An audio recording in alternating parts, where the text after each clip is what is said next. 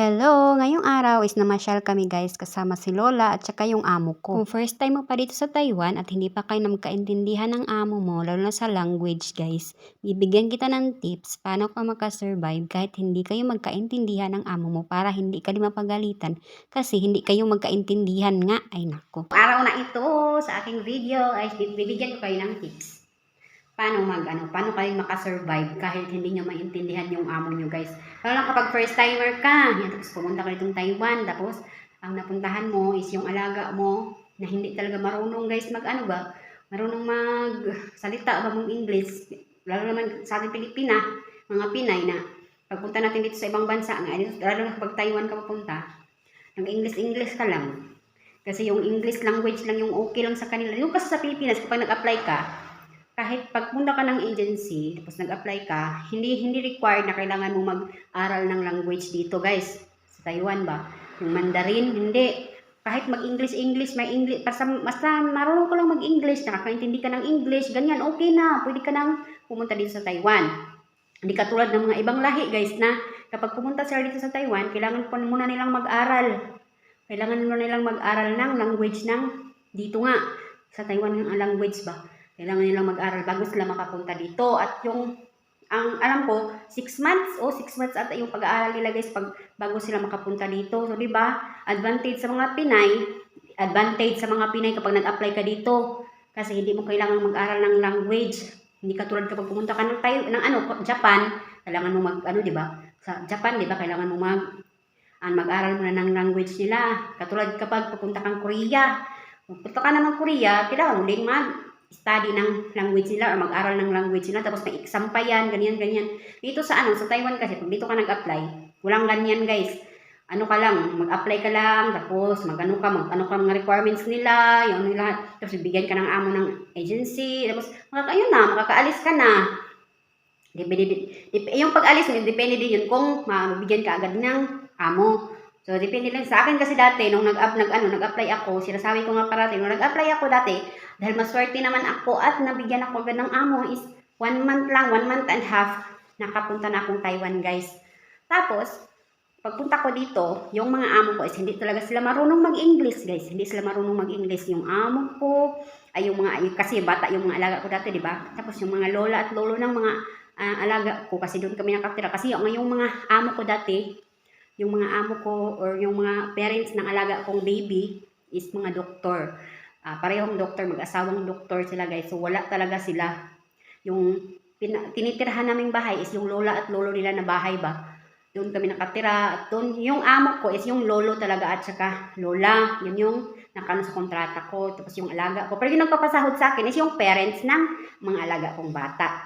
So pagdating ko doon, yung mga kasi mga teacher yun guys, mga teacher. Tapos hindi sila marunong talagang hindi sila marunong mag-English ba. So yung ginagawa ko is yung advantage kasi sa akin kasi galing ka akong Kuwait. Tapos pag Kuwait ka kasi or Middle East ka kasi galing, di ba sanay tayong magsinyas-sinyas. Kasi malakas magsinyas-sinyas sa sa Middle East, yung mga amo kasi doon, sila sa mga body language ba, yung mga sinyas-sinyas kapag yung pinapagawa nila, isisinyas lang nila, yung ganyan ba. Tapos, mas maintindihan mo. Tapos dito, ginamit ko yun dito sa guys, dito sa Taiwan kasi nga, yun yung para ba magkaintindihan kami ba kasi nga, hindi ako marunong Mandarin nga noon. Hindi ako marunong salita nila. Tapos sila naman, hindi din sila nakakaintindi ng Chinese. English pala, English. Na ba ako? Hindi sila nakakaintindi ng English. So yung ginagawa namin, o ginagawa ng amo ko dati, bibit-bit siya nagkwento ko ito dati. Yung first time ako, hindi sila makaintindi. So, yung ginagawa niya is translation. Nagbibit-bit siya ng tablet, guys. Tablet. Oo, tablet na may tablet siya kapag pupunta siya. Pag kinakausap niya kung may tablet siya. Tapos yung, may translator doon na app. Yun yung ginagamit niya. Nagsasalita siya doon.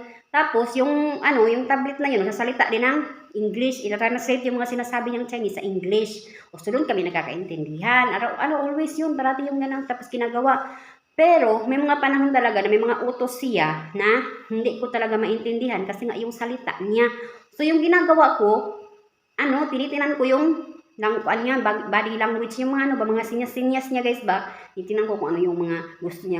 Kahit, hindi ko tinitingnan yung kasi dapat tinitingnan mo yung bibig, di ba? Kasi yung sinasabi, Kung naiintindihan mo yung mga sinasabi niya, tingin ka talaga sa bibig. Pero kapag hindi mo pa naiintindihan, kailangan tumingin ka muna sa kamay niya. Baka kung may turo ba siya dyan, kung may ano ba siyang dapat o tinitingnan ba, may tinitingnan ba siya na ano, bagay dyan, na yun yung ipapagawa niya sa'yo.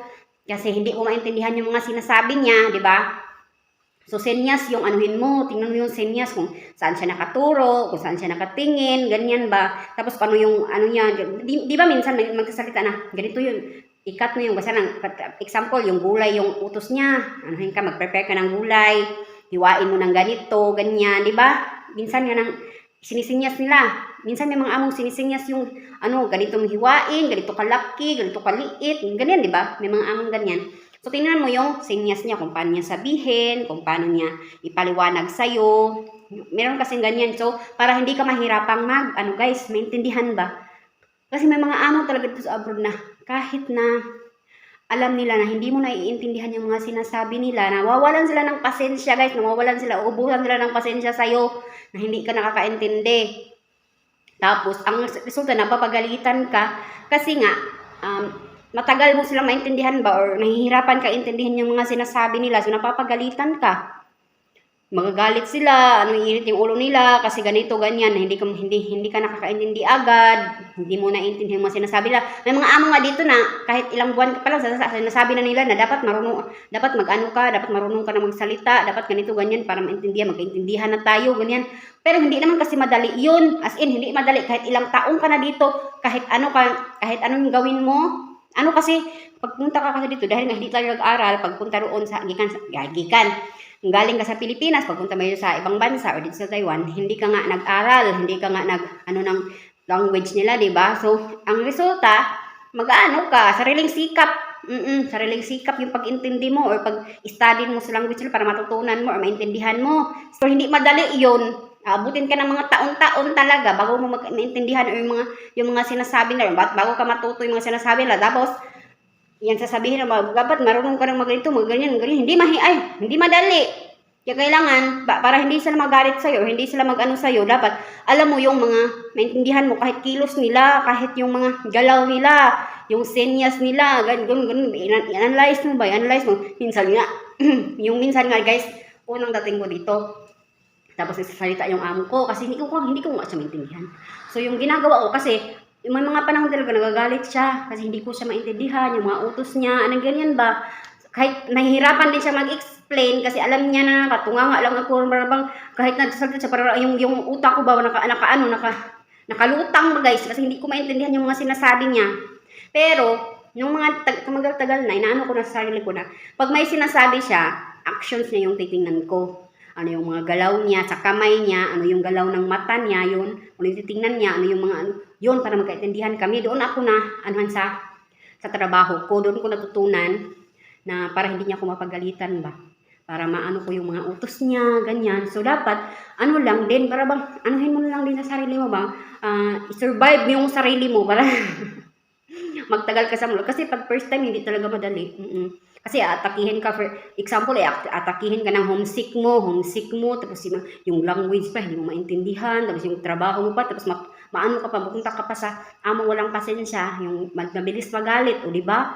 Mas hirap, parang talaga, inanon ka ng mga, hindi mo maintindihan na yung pakiramdam mo.